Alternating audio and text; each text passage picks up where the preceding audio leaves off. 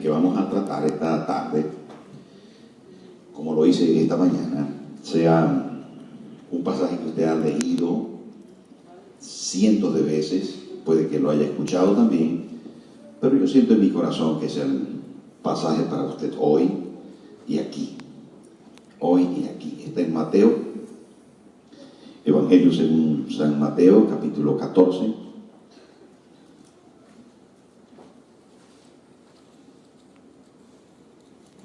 Versículo del 22 en adelante, vamos a leer la palabra de Dios.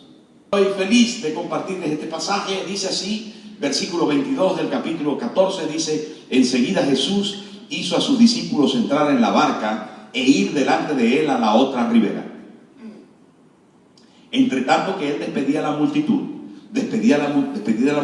subió al monte a orar aparte. Y cuando llegó la noche, estaba allí solo. Y ya la barca estaba en medio del mar, azotada por las olas, porque el viento era contrario. Mas a la cuarta vigilia de la noche, Jesús vino a ellos andando sobre el mar. Y los discípulos, viéndole andar sobre el mar, se turbaron diciendo: ¡un fantasma! Y dieron voces de miedo. Pero enseguida Jesús les habló diciendo: tened ánimo, yo soy, no temáis. Entonces le respondió Pedro y dijo: Señor, si eres tú, manda que yo vaya a ti sobre las aguas.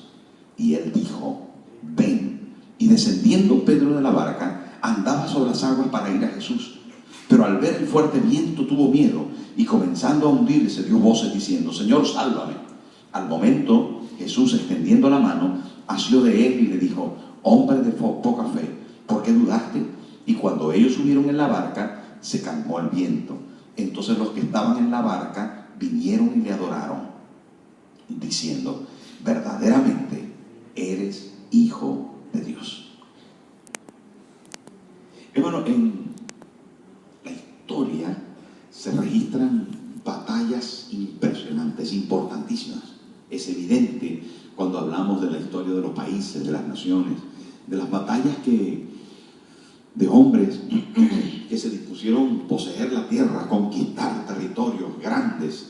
Y estamos hablando de personajes como el Aníbal de aquel antiguo tiempo. Estamos hablando del Imperio Romano, y estamos hablando de tantos y tantos que se registran en la historia como hombres que dispusieron ejércitos tremendos para librar grandísimas batallas, y que esas batallas tuvieron en algún caso grandes victorias.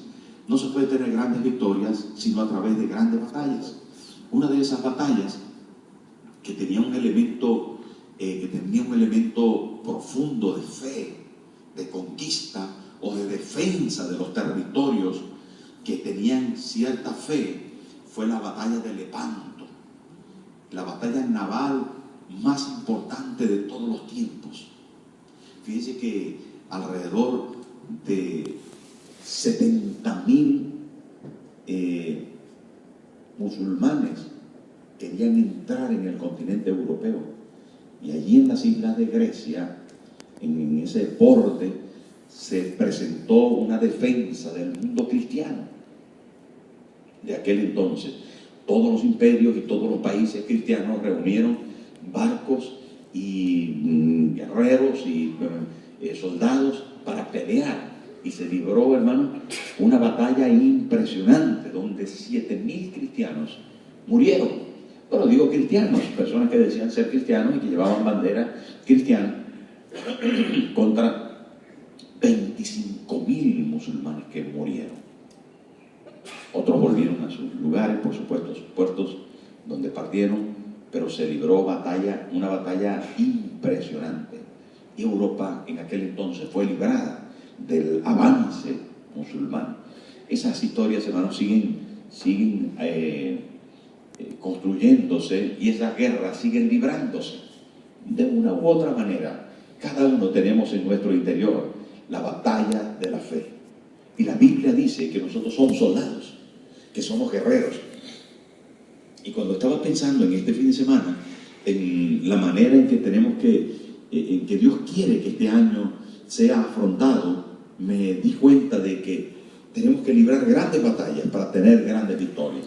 Que sin duda, hermanos, si no arriesgamos, si no luchamos, si no batallamos por nuestros sueños, por nuestros deseos, por nuestros anhelos en Dios, no vamos a tener nunca nada. Necesitamos pelear. Así que dile al que tiene al lado, tienes que pelear. Tienes que pelear. Este mundo no se puede alcanzar sin pelear. Pero en la batalla hay desde luego momentos conflictivos, hay dificultades, hay sinsabores. Aquellos buques y barcos y veleros que se enfrentaron a las batallas, algunos quedaron en el fondo del mar y otros volvieron para escribir la historia y contar sus hazañas. Y yo creo que Dios nos llamó a nosotros para contar nuestras hazañas, contar los testimonios de lo que Dios ha hecho a nuestros hijos, a nuestras iglesias, a nuestros nietos, a nuestras generaciones. Pues Dios nos llamó a victoria. Pero eso se conseguirá detrás de las múltiples batallas. Y en este pensamiento, en este concepto de lucha, de brega, de insistencia en alcanzar, emerge el pasaje que acabamos de leer. Emerge Jesús, habiendo terminado la multiplicación de los panes y los peces, una gran multitud dice, hagámoslo rey. Y Jesús se ausenta de ellos, se da la vuelta y se aparta y le dice a sus discípulos, rápido, súbanse en la barca y vayan a la otra orilla, porque yo me voy a quedar aquí orando. Escapa de la multitud, escapa de sus discípulos y los obliga. Hay un término griego que habla acerca, cuando la Biblia comienza ahí el pasaje y dice, enseguida Jesús hizo a sus discípulos. Ese término, hizo a sus discípulos, es un término griego que significa enancasen, que quiere decir los obligó, los forzó. Cuando dice ahí la palabra, Jesús hizo a sus discípulos, los obligó. ¿Por qué los obligó? No preguntando, ¿por qué tuvo que obligar a los discípulos a subirse a la barca para ir a la otra ribera? ¿Por qué?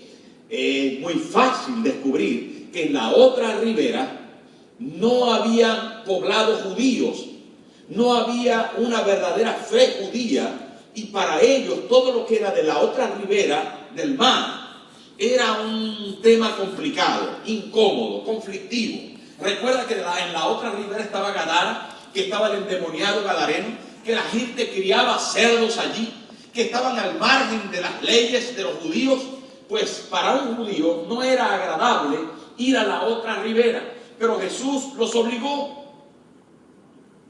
Y saben, el concepto de Jesús no era localista, no era de cuatro paredes. La filosofía del cristianismo nunca fue limitada a una iglesia. No, aún en el libro de los Hechos la Biblia habla de que se predicaba la palabra en el templo y en las casas. Cuando Jesús vino y desarrolló su ministerio, visitó el templo, pero la mayoría de los milagros y la acción poderosa de Jesús se desarrolló en la calle, con la gente, en los balnearios, en los lugares, hermanos, de mercado, alrededor del templo, en las avenidas, en las entradas y salidas de las ciudades, en los lugares, hermanos, más insospechados. Ahí Jesús hizo sus milagros, porque no era solamente del templo. Es muy importante que vayamos al templo, que asistamos con fidelidad, con entrega, con pasión, pero nuestra semana de trabajo y de efectividad cristiana debe ser en la calle. Nuestro templo más importante está en la calle. Allí es donde se cuecen las habas. Allí es donde está la realidad de si tú eres o no. Allí es donde tienes que cantar más. Hermano, tienes 6, 7 días a la semana para adorar a Dios ahí en tu casa, en la calle, en el trabajo, en el metro, en el autobús. Tienes tiempo, hermano, para poder bendecir a tu familia, para poder centrar horas en el Evangelio de ejemplo, un Evangelio que te presenta como modelo a la sociedad de una vida transformada, de una vida llena de Dios. Y ahí está Jesús. No quiero distraerme del propósito, pero les digo, venga, subir a la barca y ir a la otra orilla. No, pero que se vayan. No, Señor, pero mira, nos quedamos aquí, es que mientras que nos comemos esta cesta de pescado y pan que nos sobró, y que se vayan. ¿Sabe cómo se llama eso también, hermano? Se llama misiones. Jesús está pensando en la otra ribera. Jesús está pensando del otro lado del mar. Jesús está pensando en la gente que tiene necesidad. Jesús está pensando, hermano, que abandonemos nuestra comodidad y que podamos sembrar en otros. Él nos obliga a subirnos a la barca. Y por eso antes les comentaba acerca de las misiones y de los propósitos importantes que tenemos como iglesia. Porque misiones no solo es Bolivia, ni África, ni China. Misiones también es como aquel muchacho que fue y le dijo al pastor: pastor, el Señor me está llamando a Bisinia. ¿Bisinia? Eso no es ningún país. ¿Cómo es Bisinia? ¿Bisinia? ¿No será a la vecina? Puede, hermano, que Dios, en vez de estarte llamando a China o a Bolivia o a otra parte, te esté llamando a compartir con la vecina el Evangelio de Cristo. A veces pensamos que misiones es solo en el mundo. No, misiones es en nuestro grupo vida, es en nuestra calle, es al lado de nuestra casa. Y Dios, hermano, está interesado en embarcarnos y que vayamos a la otra orilla. Y simple y sencillamente la otra orilla posiblemente sea el levantarte de tu sofá, de donde estás viendo la televisión. El ponerte en acción y el decir: Dios me está retando. Yo creí que no estaban ahí. Dios me está retando, la otra orilla. ¿Saben, hermano? Y dice que cuando los embarcó, Jesús se fue solo a orar. Cada vez que aparece Jesús orando solo, aparece con una connotación de que está orando por sus discípulos. No está orando por él mismo, está orando por sus discípulos. Está orando porque les vaya bien, porque lo que han emprendido puedan mantenerse, sostenerse, puedan estar allí, hermano, sobrevivir al embarcarles de Jesús. Y Jesús se fue solo al monte, él solito se fue a orar, seguro a interceder como lo hace hoy por nosotros. ¿Cuántas cosas ha hecho el Señor por nosotros? ¿Cuántas veces, hermano, le ha pedido al Padre: Padre, socórrele, mira a María, mira a Antonio, mira a Lola, mira a Paquita, ayúdale, Señor, mira dónde está? Y efectivamente los discípulos habían ido y habían remado hasta el medio del mar, desde las 6 de la tarde aproximadamente, cuando se embarcaron, hasta que Jesús vino a ellos caminando sobre las aguas. Bueno, esto de caminar sobre las aguas es sin duda espectacular. Pero antes de eso, la palabra de Dios comienza a mencionar algunos detalles. Dice: despedida la multitud, subió al monte a orar aparte. Y cuando llegó la noche, ¿cuando llegó qué? La noche. Esto es muy significativo. Cuando llegó la noche. ¿Y cuándo era la noche? Dice: cuando llegó la noche, estaba allí solo y ya la barca estaba en medio del mar, azotada por las olas, porque el viento era contrario. ¿Veis lo que les decía antes acerca de la oración de Jesús por sus discípulos? Jesús está solo. Cuando llega la noche, Jesús se encuentra solo, intercediendo por sus discípulos, porque ellos están en el medio del mar, como una barca azotada por las olas, azotada por un contrario viento. Y el evangelista Mateo nos deja ver, hermano, un cuadro extraordinario. Un cuadro que, aunque la barca del evangelio, la barca de nuestra vida espiritual, de nuestra vida cristiana, esté azotada, hay un intercesor que está él dedicado exclusivamente a ellos, y está dedicado en oración. Él es el mediador entre Dios y los hombres. Él es, hermano, nuestro intercesor. La palabra lo enseña con claridad. Y hace Mateo ese tremendo contraste, porque cuando Mateo escribe el Evangelio, inspirado por el Espíritu Santo, Mateo está escribiendo, hermano, a una iglesia primitiva, perseguida por el Imperio Romano. Está, hermano, escribiendo una carta, un evangelio, unas noticias de lo que él había visto y contemplado, con el propósito de fortalecer la fe de los cristianos judíos que habían decidido servir a Cristo, pero que ahora estaban acosados no solo por el Imperio Romano, sino por la religión tradicional, por el judaísmo. Estaban, hermanos, perseguidos, estaban en una situación delicada. Pero Mateo escribe todo esto para que ellos puedan captar perfectamente la imagen de lo que tienen a su alcance, de las virtudes, de la grandeza, del poder que se ha desatado para ellos. Y dice, Jesús estaba solo orando y los discípulos estaban solos en medio del mar, azotados por el viento, por el mar, por las olas. Y hace ese contraste tremendo y viene y dice inmediatamente después de esto. Es precioso este contenido, hermano. Es de verdad muy profundo, muy bonito. Tiene muchísimas cosas hermosas, porque no es menos importante la noche.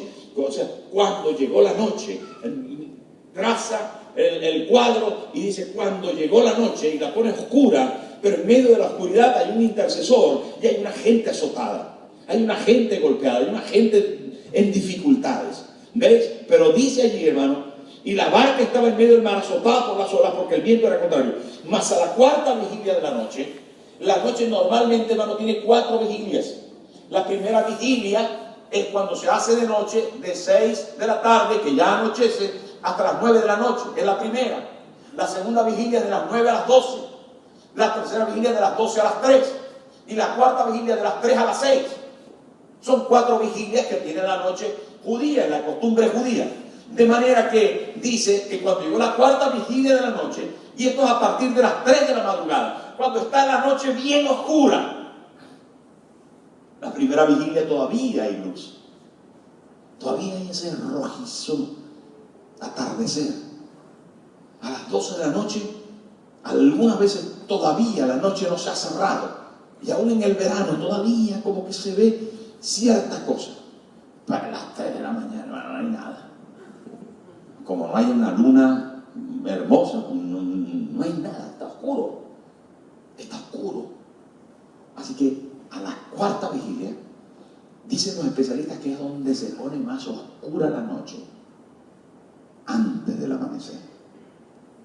Esto es casi poético, hermano. Y en medio de esa oscuridad en la que están atravesando, no solo sus discípulos, sino también Jesús con ellos. Él no estaba dormido. No se encuentra como en otro momento en la barca dormido. No, ahora no está en el monte, sino que en ese momento de oscuridad, Jesús viene a ellos caminando sobre las aguas. Y saben, hermano, este tema de caminar sobre las aguas es un tema muy teológico en la Biblia. En el libro de Job, en el Antiguo Testamento, posiblemente el libro más antiguo de la Biblia, Job, y dice la palabra, dice que Dios camina sobre las aguas. Pero dice también en el contexto profundo judío, hermano, que Dios domina los mares y los ríos. Y cuando habla de aguas, la Biblia habla de mar, habla de obstáculos, habla de conflictos. En el libro de Apocalipsis dice que el mar era símbolo del mal. Pero ¿saben qué sucedió con el pueblo judío? Que Moisés extendió la vara y el mar se abrió y pasaron en seco. Y la Biblia determina diciendo, y pasaron en seco. O sea, no estaba ni húmedo, para hacer saber que el mar tuvo que retroceder. El salmista lo dice muchas veces, ¿dónde estás, oh mar, que huiste? ¿Por qué? Porque Dios, solo la divinidad, solo el poder creador es capaz de sostener al mar. Y dice el salmista que le puso coto, que le puso límite al mar, que Él dominó los mares y le puso límite. De manera, hermano, que cuando Jesús viene caminando por encima del mar, para los discípulos judíos, no solamente eso era algo insólito, sino que ellos jamás pensaron que Jesús podía caminar sobre las aguas, porque eso era cosa de la divinidad. Entonces por eso dijeron, ¡ay! ¡Un fantasma! Atención, la razón que pensaron que era un fantasma y que era posiblemente el fantasma de Jesús, porque ya lo estaban persiguiendo. Ya el Imperio Romano, ya los sacerdotes, ya los fariseos estaban persiguiendo a Jesús hacía rato. Ya querían apresarlo y matarlo. Ya habían planes sobre Jesús y de repente pensaron que era el fantasma de Jesús porque lo habían matado y el alma estaba por ahí andando. Eso pensaron y por eso gritaron y tuvieron miedo. Usted ha oído a una señora cuando se le cae un plato, ¿cómo dice? ¡Ay! Yo no sé por qué la señora grita, pero grita. Ven un ratón, ¡ah! Tampoco. No. ¿O usted no grita? Puede ser. Yo Alguna vez la pastora María grita. No, se le cae un plato. Se le cae un plato y grita, no importa lo que. Da como miedo, no sé. ¡Ay! Y entonces, pero usted ha visto a hombres gritar de miedo. También gritan, hermano. También gritan de miedo. Y estos estaban asustados. Y eran 12 que estaban en la barca. Ya la noche estaba oscura, ya la cosa estaba mal. El viento, las olas, la cosa, ya estaban empapados, ya estaba la cosa bastante mal. Y de repente, como un fantasma, se les aparece y gritan, ¡ah! Como unas chicas, hermano. Pero claro, que les dio miedo. Les dio miedo. Yo no sé usted. Pero pudiera ser que en algún momento algunas cosas dieran miedo. Y entonces gritan, ¡ay! Y 12 tíos ahí, hombres, pelo en el pecho, hermano. Algunos ya con poco pelo y todo lo demás. Y ya tuvieron miedo. Y tuvieron miedo porque pensaron que era el alma de Jesús, alguna cosa más espiritual que física. Pero Jesús les tiene que decir, no temáis, yo soy. Y entonces eso no solamente no fue impactante para ellos, haciéndoles saber de que era Jesús, que es que no era el fantasma, que era Él en verdad, que era Él en persona, en carne y hueso, que estaba ahí caminando sobre las aguas. Pero la realidad de caminar a alguien sobre las aguas, de dominar los elementos naturales, era del divino, era de Dios.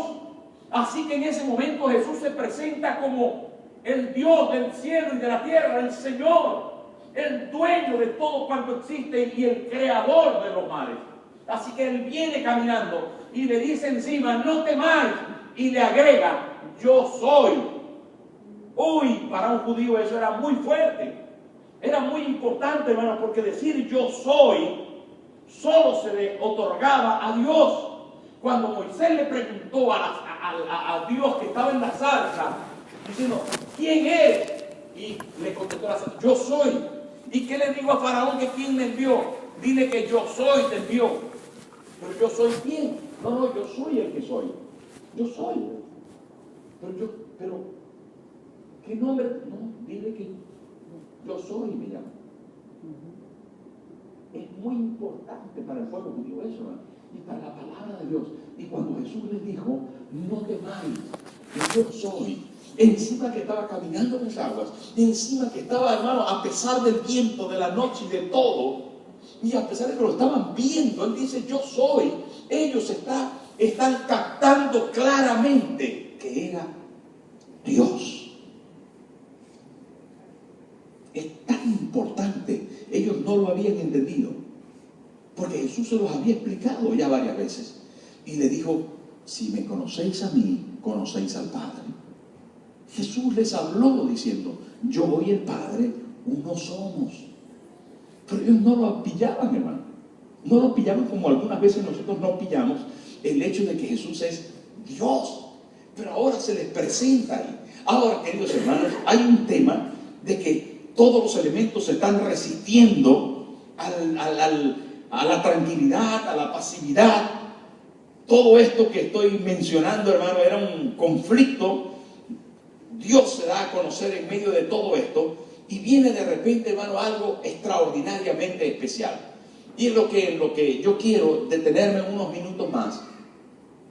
Y es que cuando Jesús dice esto, alguien de la barca, ¿cuántos habían en la barca? ¿Cuántos habían? 12. Los 12 discípulos. Pero alguien atrevido, osado, alguien un tanto, no sé si era español o latino, yo creo que era una mezcla así de latino, español, de estos atrevidos que no se quedan con nada, parecía como andaluz Este era un poco especial, y entonces en su audacia, en su capacidad de llegar más allá, le dice: Señor, si eres tú, manda que yo vaya a ti, caminando también sobre las aguas. Si eres tú que yo mando, si eres tú, manda que yo vaya. Hermano, este fue un arranque como de fe, ¿verdad? Como de alguien que quiere probar a Dios, como de alguien que tiene en su mente una debilidad, pero que de repente se atreve a la fortaleza. Como alguien, hermano, que tiene una duda, pero que quiere creer. Alguien que está asustado y que acaba de gritar, que está lleno de temor, pero que se enfrenta a la tormenta. Alguien, hermano, que está dispuesto a caminar en lo milagroso. Alguien que no se quiere quedar conforme, que quiere llegar más allá, que quiere experimentar cómo es el caminar por encima de las circunstancias, del mar, del conflicto, del problema. No estamos hablando que el mar estaba tranquilo, quieto, no, sino olas, hermano, de 2 y 3 metros. La barca estaba azotada, había viento. Y él dice: Señor, si tú eres, se veía ahí Jesús durante la tormenta, y dice: si tú eres, manda que yo vaya a ti sobre las aguas. Y me gusta eso, porque hay algo en el interior de Pedro que lo lleva a querer más. Lo lleva a querer más. Rompe el conformismo interior, quiebra su miedo, destroza completamente, hermano, su incapacidad personal frente a los elementos, y dice: si Jesús lo puede hacer, y Él nos ha hablado que las cosas que Él hace mayores nosotros las podemos hacer. Si Él está ahí, si mi maestro está ahí, si mi Señor está ahí y puede dominar las aguas, entonces yo también puedo, si Él me ayuda. Esto es tan importante para nosotros, hermano. Esto es un tema que aparece ahí, está ahí en la Biblia, hermano. Y está para nosotros.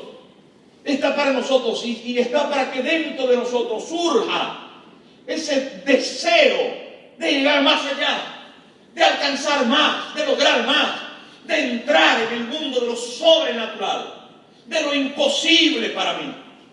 Puedo tener metas posibles, puedo tener, hermano, objetivos factibles, puedo tener ideas loables y razonables, pero también puedo tener ideas locas. Puedo tener absurdos que sería imposible por mi propia cuenta alcanzar. Y pareciera que es allí donde la Biblia nos está diciendo: tú puedes. Atrévete. Atrévete. Ay, no, es que yo soy un extranjero. Atrévete. No, es que yo soy bajita. Atrévete. Súbete en los zancos de la fe. ¿Cuántos dicen? Amén. No, pastor, es que yo no tengo preparación. Ah, pero Dios puede.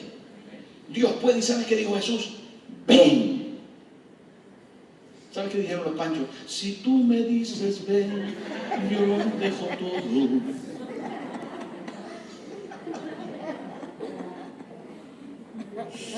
Me gusta esto, hermano. Me gusta mucho esto. Caminar sobre las aguas es atreverse.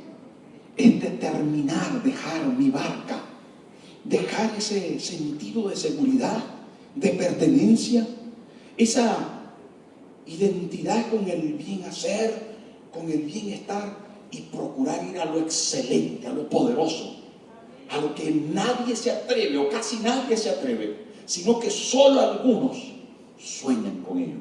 Solo algunos. Solo la gente que difiere del montón y que se sale de los parámetros naturales se atreven a soñar con eso. Solo algunos.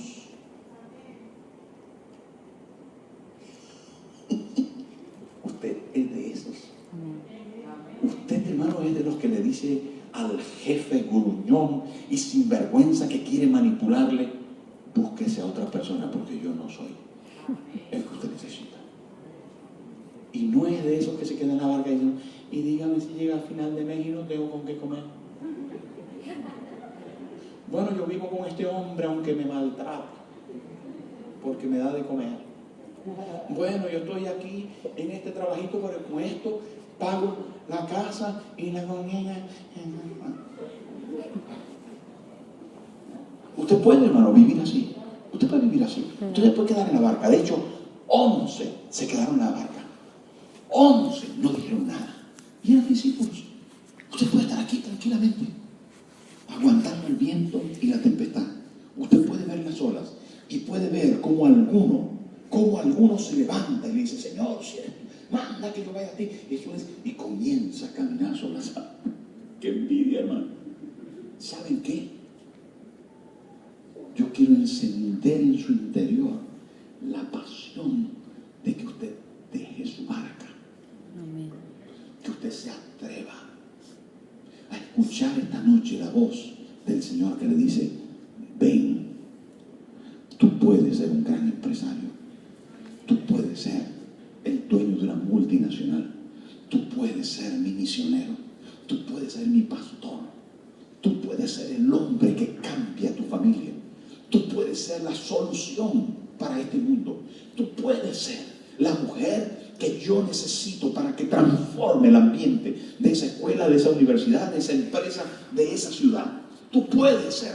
Solamente, hermano, tienes que comenzar a escuchar esa voz y a creer que Dios puede. ¿Dónde está tu limitación? Rómpela en el nombre de Jesús. Rómpela. No, es que las aguas, es que el mar es profundo. No, tiene 50 metros. Yo estuve hace poco tiempo, hace pocos meses allí en el mar de Galilea. Hay profundidades hasta de 50 metros. No, es que me ahogo.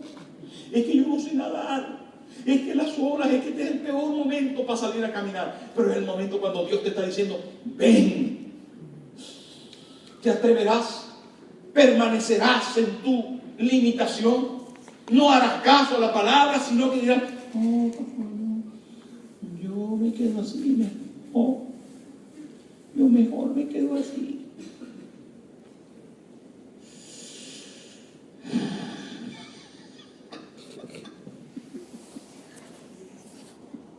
Tengo miedo. Rompe tus miedos. Quiebra, hermano, tu limitación. Atrévase. Atrévase. Atrévase a soñar en grande, hermano. Miren, le voy a comentar algo que dijo Paulo Coelho, este escritor tan importante, tan famoso. Dijo: solo hay una cosa que hacer, solo hay una cosa que hace que un sueño sea imposible de lograr: el miedo al fracaso. Ay, no me ponga en esas. No vaya usted. Hermano, temer al fracaso es fracasar. No atreverse es fracasar. No intentarlo es fracasar. ¿Quiénes lo logran? ¿Quiénes lo logran, hermano? Los que se arriesgan, los que bajan de la barca y deciden que sus vidas no se van a quedar obstruidas por las dificultades y las circunstancias. No, ay no, pastor, es que yo no. Mire, yo no sé cómo decirle esta mañana para convencer de que Jesús está esperando que usted logre su sueño. Y que en esta noche, ¿verdad? Dios le está llamando a ir más allá. Porque usted fue llamado a ser un profesional mejor, una persona mejor, un padre de familia mejor, una madre de familia mejor, un joven mejor, un empresario mejor. Usted no fue llamado para ser el último de la cola. ¿Sabe qué dice la Biblia? Que Él nos hizo cabeza y no cola. Me parece que les he dicho esto hace poco. Y se lo voy a tener que seguir diciendo hasta que despierten. Porque usted no tiene que salir de aquí motivado. Tiene que salir de aquí lleno de fe. Sabiendo que Dios está con usted. Y que si Dios está con usted, ¿quién le va a impedir que usted logre? Hermano, Pedro descendió de la barca y comenzó a caminar.